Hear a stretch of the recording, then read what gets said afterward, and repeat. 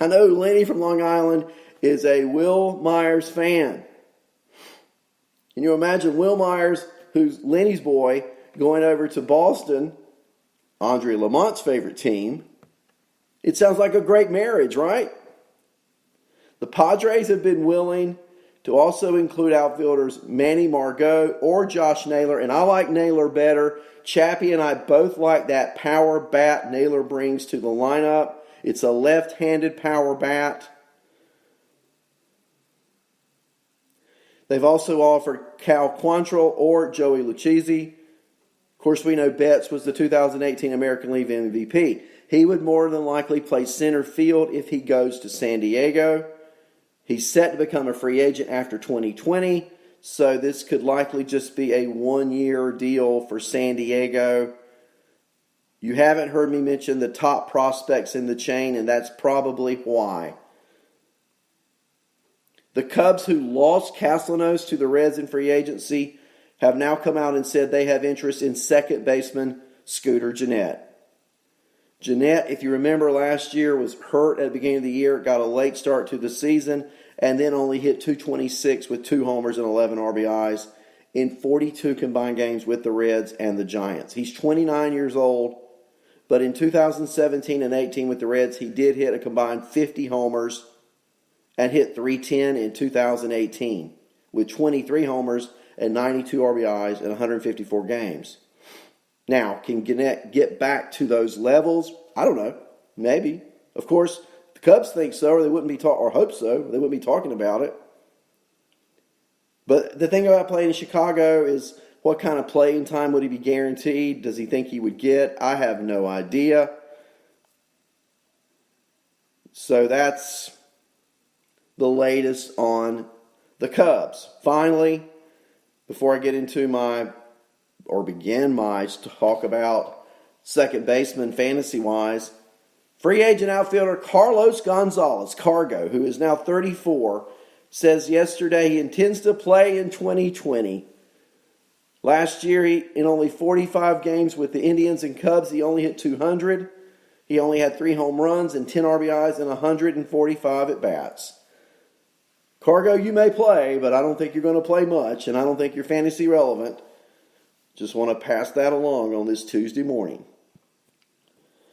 So last week on Thursday, I ranked my top 15 outfielders, gave you 5 sleepers, gave you some others to think about. Yesterday, we ranked first baseman, and today I told you we would get into the second baseman. So here we go. My number 1 second baseman, probably everyone's consensus number 1 second baseman, is the Houston Astros' Jose Altuve. Now, last year, Altuve, more Altuve-like, hit .298 with 31 homers and 74 RBIs. Stolen bases significantly down. Only 6 stolen bases last year. Only 2 at home. He hit .306 at home, .291 on the road. 6 stolen bases. And if we just go back 2 years ago to 2017, he had 32. If we go back to 2016, he had 30. In 2018, down significantly. Of course, he was out some that year with 17, and last year only 6. I'm really concerned about Altuve's lack of stolen bases because I think that's what set him far apart from everyone else. I don't think the gap between 1, 2, 3, and 4, or maybe even 5, is that great this year. I think they're close. But I'm going to take Altuve as number 1, but he could very easily on my list be number 5. Number 2 on my list this year, the Yankees' Gleyber Torres.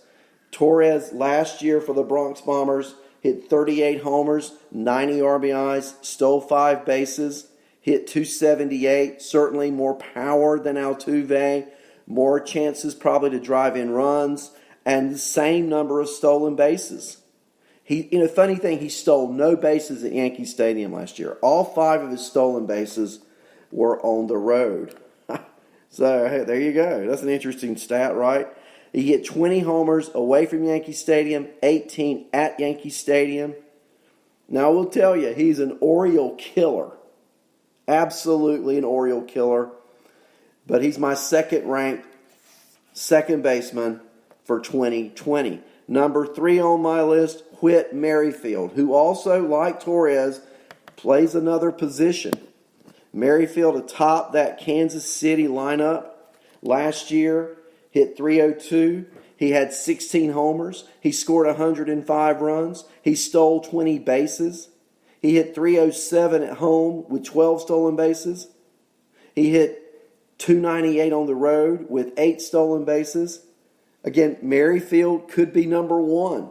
It's close, but I'm ranking him 3rd on my list of second basemen. 4th, Ketel Marte. And numbers-wise from last year, Marte's number 1, really.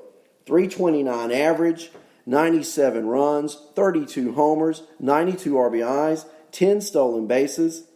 He's a switch hitter. He played outfield last year. He's not going to play outfield this year. Marte takes care of that. He's back to his natural position of second base where he is gold glove material at that position. He's going to be on a better team, and last year they won 85 games. He's going to be at the top of that lineup. He's going to knock in a lot of runs. He's going to hit home runs. He's going to steal bases. Again, Marte could be number 1. I told you my top 5. Number 5 could be number 1. That's the thing about second base. I think at the top, it's a very top-heavy position this year. So who's number 5? Number 5, Ozzie Albies of the Atlanta Braves. Albies had somewhat of a breakout year last year. Atlanta winning the division when nobody thought they would. Totally annihilated by the Cardinals in the playoff. But Albies hit .295. He scored 102 runs, 24 homers, 86 RBIs, 15 stolen bases. So for stolen bases, he is fantasy relevant. He hit .310 at home. He hit .389 off of left-handers, 11 homers and 149 bats against left-handed pitching last year. He stole 9 bags at home. He stole 6 bags on the road, fairly well balanced. Albies is only 23 years old. He's just going to get better, and he was pretty dang good last year. Those are my top 5. And I think those top 5, again, any one could be one right on through number 5. They're that close. So let's look at the next tier. And right at the top of the next tier for me is Jonathan Villar. He's number 6. And the only reason Villar is not in my top realm is because of the trade from Baltimore to Miami. He's 28 years old, in the prime of his career. I just don't know what the ballpark change, the division change will do with Villar, but I do know this. Last year for Baltimore, maybe if not the worst, other than Detroit, the second worst team in Major League Baseball. .274 average, 111 runs, the most of any second baseman in my poll. 24 homers, 40 stolen bases. That's right, 40 stolen bases. He's a switch hitter. He hit .264 against lefties, .278 against righties. I won't talk about home road splits because he's in a different division this year. But leading off for Miami, I think he's going to run a lot. I think he's going to steal a lot of bases. Next on my list, and these next 3 to me are, second base is a deep position, guys. Wait till you get to my number 11 or number 15. It's deep. Very deep. Number 7 on my list is DJ LeMahieu. And I talked about DJ LeMahieu yesterday as a first baseman, but he's multi-positional eligible.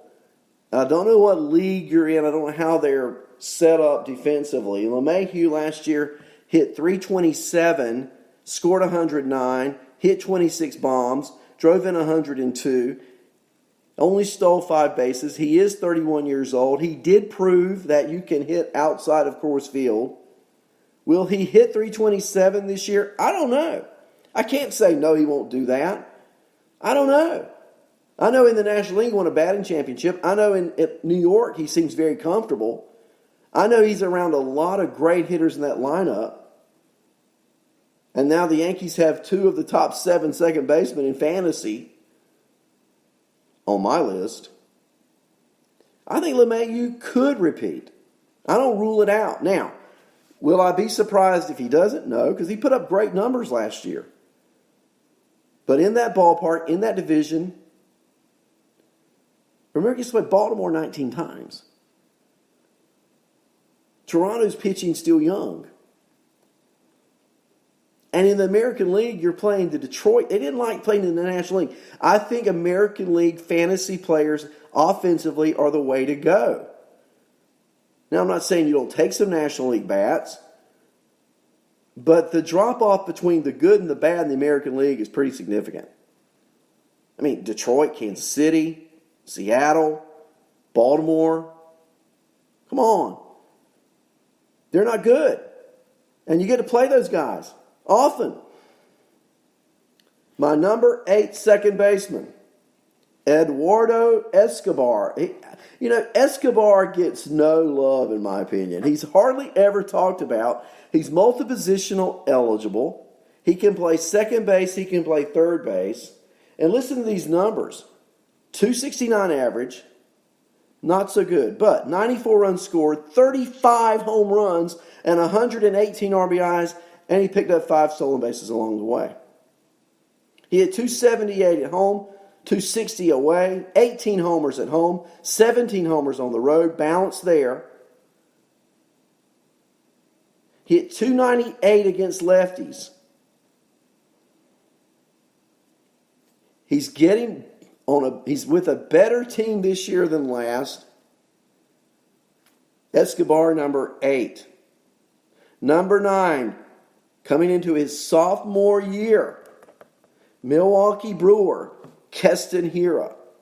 No doubt the hit tool is there. Okay, no doubt. Last year, in a partial season, he hit .303 with 19 homers and 9 stolen bases. He stole 5 bases at home where he hit .331. He stole 4 bases on the road where he hit .283.